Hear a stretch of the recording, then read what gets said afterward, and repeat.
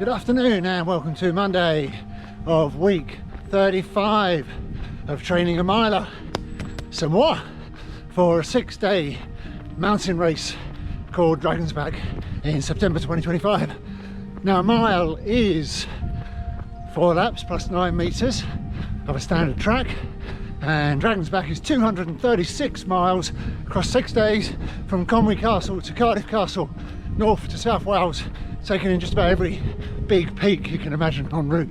So quite a contrast, and I'll give you a bit of an update on last week's video in a minute. Let's have a little bit of the Flitch Way first, shall we?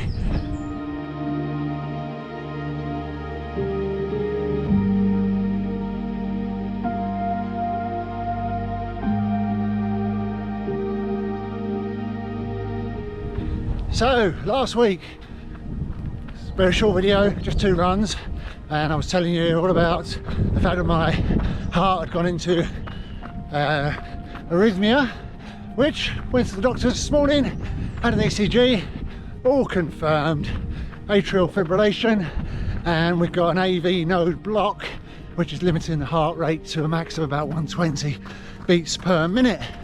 So I'm just about assimilating, trying to get my head around what that means. I still have in my head a strong vision of actually doing the Dragon's Back challenge in September. It's looking more and more likely now though that I'll probably do it in atrial fibrillation. I'll tell you what that means in a minute.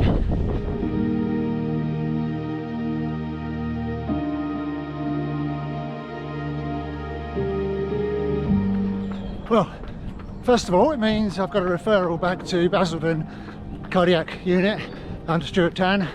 I don't know when that will come through, that appointment. The doctors expedited it today.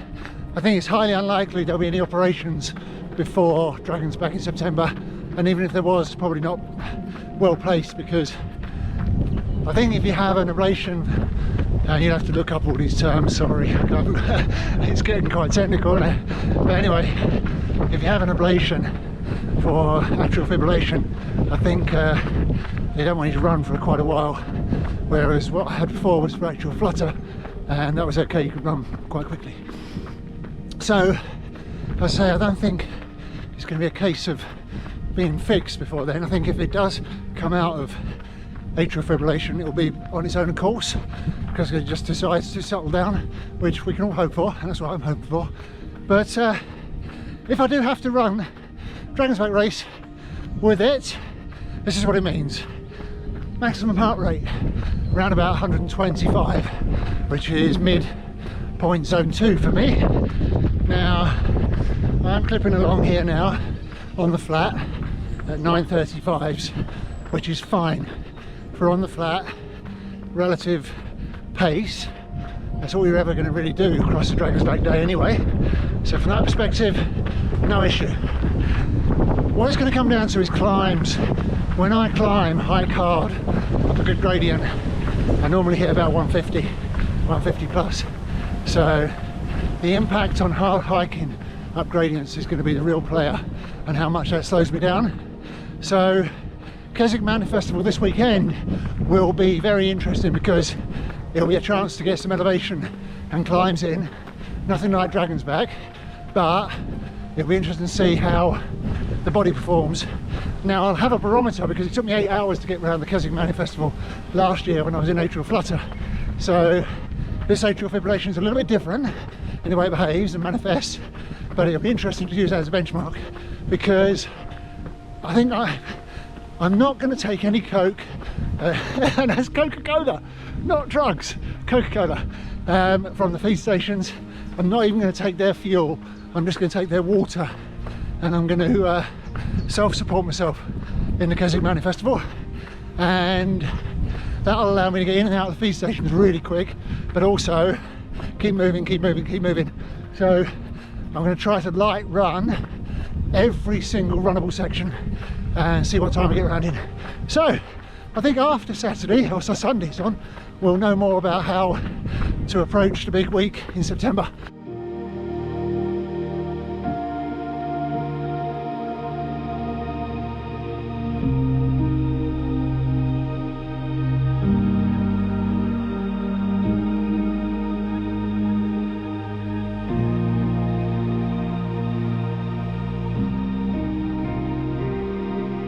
Oh my lord! Do I have an update for you, the viewer? Can you see the smile? Something happened at mile 2 on this run, and it was like my whole aura just changed. All the energy flow about my body was just transformed. Chalk and cheese, chalk and cheese. And I thought, oh, that's interesting. Then over the next quarter of a mile, heart rate starts clipping up. 130, 135, 140. And I thought, hello, something's happened, isn't it? And I've just knocked out a couple of sub-8s and a 165 heart rate. So, as I speak to the camera, right this second in the eternal now, the heart is in sinus rhythm. Hallelujah, hallelujah, hallelujah. I know I'm going a bit mad. I can't explain my jubilance. And it's chalk and cheese, the feeling in your body, in your being. As soon as it changes, it's like you've entered a different reality. Really hard to explain to anybody who hasn't experienced atrial fibrillation. So let's see how long this lasts. Now is forever, isn't it? So eternal should last forever, at least till Dragon's back. Ah, I'm just so grateful. Can you tell? Just so grateful, so grateful. Now, of course, at this stage, I don't know if it's actually in sinus rhythm or it's just a case of the AV node block decided to elevate itself. Either way, for running perspective, that was awesome. So I'll only know now when I get to rest. If I get back down to just steady 50 beats a minute when I'm sitting down watching TV, then that'll be the proof. So I'll update you tomorrow on that. Okay? But at the moment, let's just stay positive.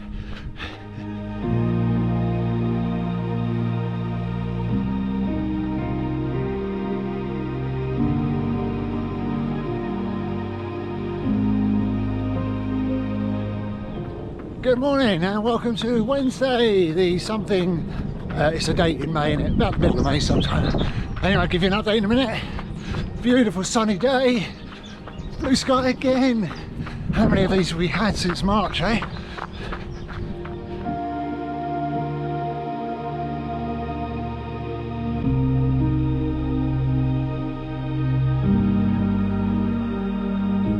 So, a quick update.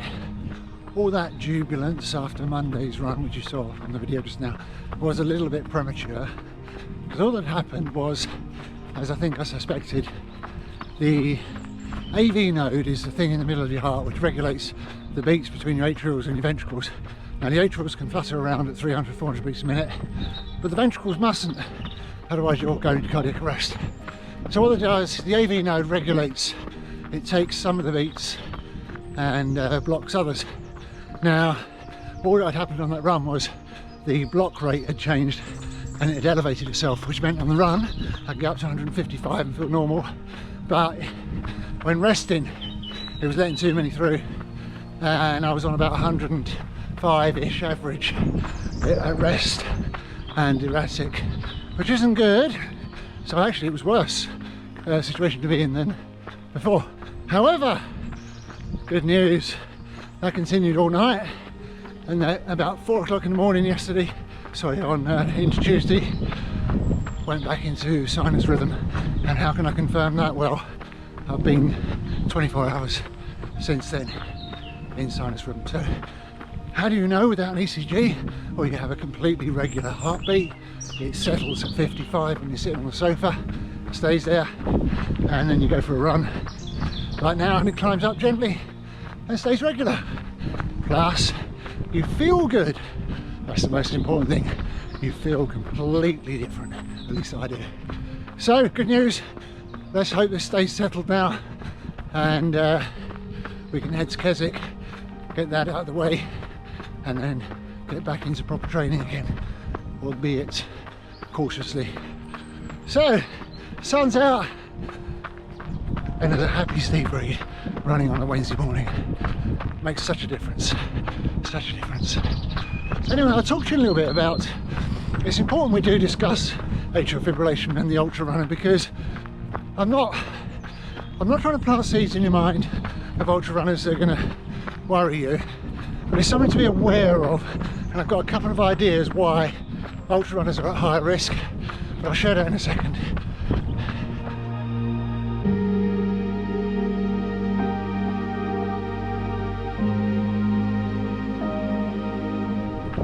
Okay, so everything I'm going to share here is just for awareness, no other reason for ultra runners, and you'll need to Google some of the terminology because I can't explain them all in this video. But anyway, what I'm putting up on the screen now is a graph that shows the correlation between exercise and your risk of atrial fibrillation. Now, as you can see on the left hand side, if you do no exercise at all, your risk is pretty much as high as can be. And then as you start to bring in gentle exercise into your lifestyle, it drops right off, the graph goes right down. Then something weird happens as you start to exercise, and apparently the trigger point is more than an hour a day on average, which is probably most of us ultra runners and elite cyclists, is it starts to go up again, and it goes up and up and up again beyond the risk of a sedentary person, which is the more you do, the more exercise you do.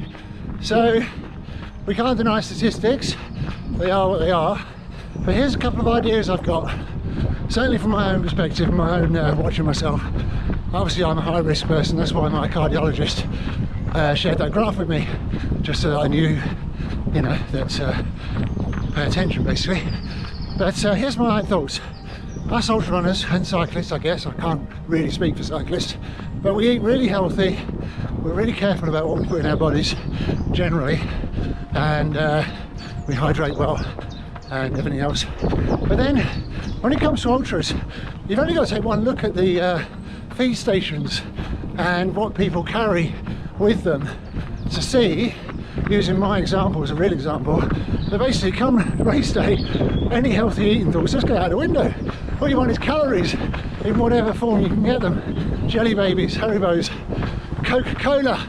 I never drink Coca-Cola, and so, you know, we go 12 hours throwing all sorts of absolute rubbish in our system.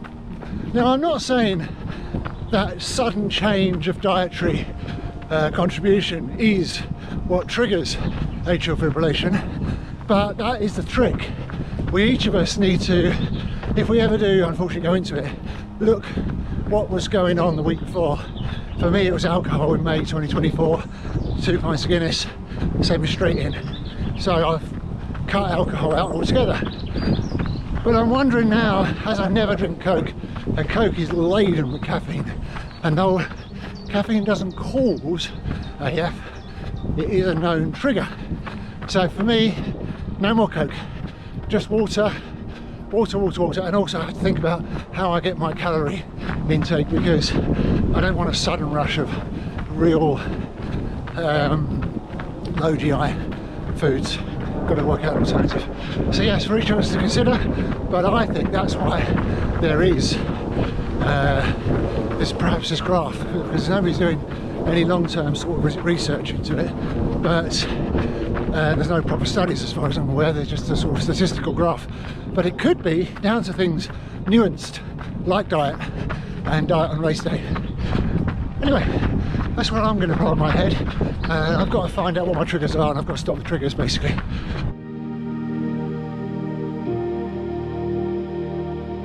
So this run was going to be a 10 on my sort of normal plan. I was going to do quite a bit of mileage leading up to Keswick on the basis that we can't really lose a week at this stage. But it is what it is. I'm going to just have an easy week. We'll use Keswick as the chance to springboard back. Obviously I'll have Monday off perhaps, and hit it again on Tuesday. But yeah, it's no great shakes. We're still 3 months out, and there's still plenty of time. I've got a couple of recce's planned. I've got the Welsh Ultra 50 mile, so we'll get some elevation in, and then I'm still thinking perhaps August I'll largely take off, maybe with some long distance walking rather than long distance runs. We'll see. We'll see. I've got no idea how to build up for one of these things, you know that, don't you? No idea. Just going with my intuition and sort of gut feeling and what other people are generally doing. So on my health declaration form, presumably they ask us again before we actually do the race, I'll put down prone to atrial fibrillation. I think it's important to know. But also I have to mention the drugs, because these blood thinners, they really do stop your blood clotting. I remember I was gardening when I was on them last year, and what I did was scratch my nose with a rose thorn or something, and it must have bled for about 3 hours. It was so mucky and messy, and that was only a tiny scratch. So yeah, that's the only things to be cautious on. But I don't think they mess with my constitution or body in any other way. I'll find out. I've only been back on them 3 days, but a little sneaking bit in my mind says they did upset the bowels, but maybe that settles down after a while, because nobody wants upset bowels on ultra runs, do they? We all know that.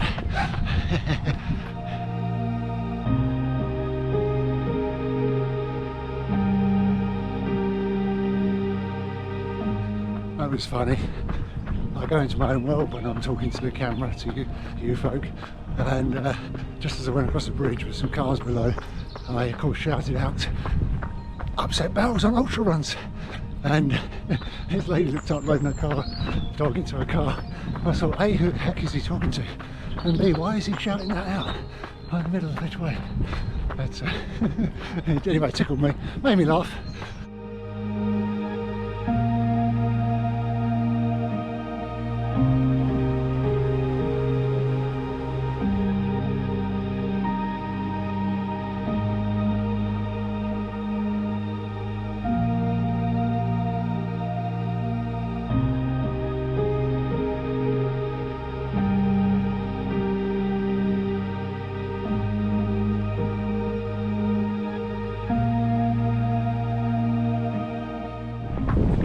Welcome to Thursday. I tell you what, this is just going to be all Flitch Way runs, this first part in Essex this week.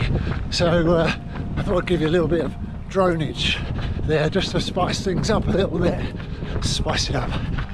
Otherwise, welcome to the Flitch Way again.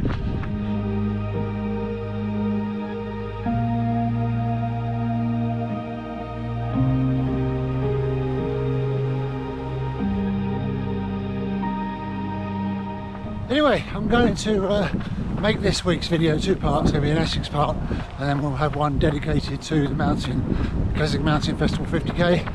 Because for 2 reasons: when people Google, they may well Google long distance running and arrhythmia, and I'm going to title this first part that, because I think sometimes I'd like to find these videos and realise you can keep running through it, and you know what to be aware of, that sort of stuff.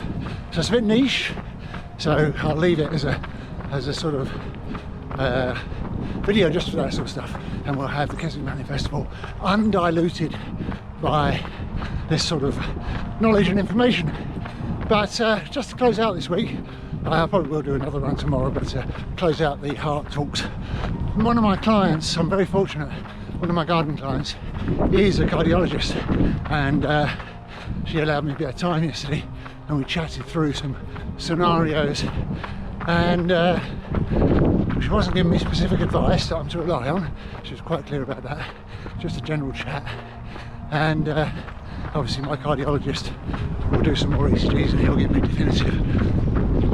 But what we concluded was the blood thinners, my risk of stroke, not being diabetic, not having high blood pressure, not being over 65 and being an athlete is very low, whereas the risk of injury obviously on dragons is higher than your normal week walking around supermarkets and things.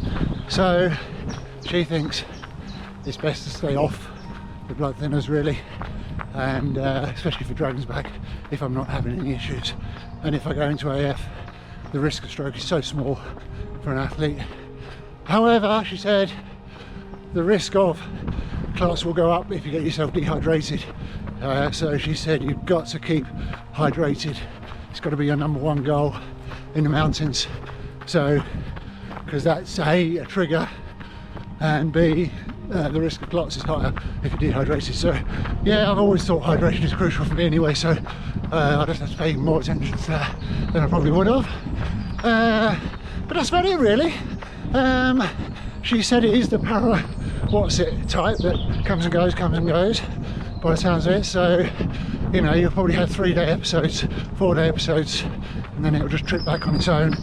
She could give me a pill, or there is a pill that you take as soon as you're in arrhythmia and it pops it back, but you've got to catch it within 72 hours to take that, and I don't think I'm always aware because it's quite subtle sometimes. But anyway, here we go. I think I now know, I've got my head round how to manage the situation for the next 3 months, and I've even got a strategy, I think, for Dragon's Back, but I'll hopefully get a face-to-face with the cardiologist before then and chat through my strategy, making sure it's one that he agrees with as well, and then we're all good. It's all about a team, innit, eh? Never thought I'd involve my cardiologist in this team, but you know, you thought you'd just be your sports massage people and things like that, didn't you? But it's all a team effort, all a team effort. That is a good place to do some strength work. I think I did it once. So, to anybody who did arrive at this week's video having googled arrhythmia, atrial fibrillation, atrial flutter, whatever, and long distance running, my message is really that it's unique to all of us, the experience of it. Obviously you've got to get medical advice, find out what your situation is, but don't panic, don't panic. It doesn't necessarily mean you're not going to be able to still achieve your goals. You're just going to probably have to manage it slightly different. So yeah, stay calm. I didn't, I always panic initially. I can't help it, it's nature of my system, I think. And also, don't forget, this panic bit is not just down to you, because the vagus nerve system, parasympathetic system, is all intertwined with atrial fibrillation and atrial flutters. It's all part of the same game, and it is that system, that parasympathetic nervous system, that controls your mood and your ability to stay calm and all that sort of stuff, and it really messes you up. So just realise if it happens, it's not you. You haven't gone into some depressed zombie.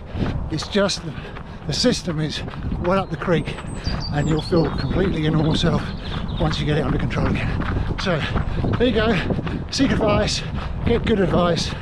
We're very lucky with the NHS, we've got some brilliant cardiologists, so you'll be well looked after.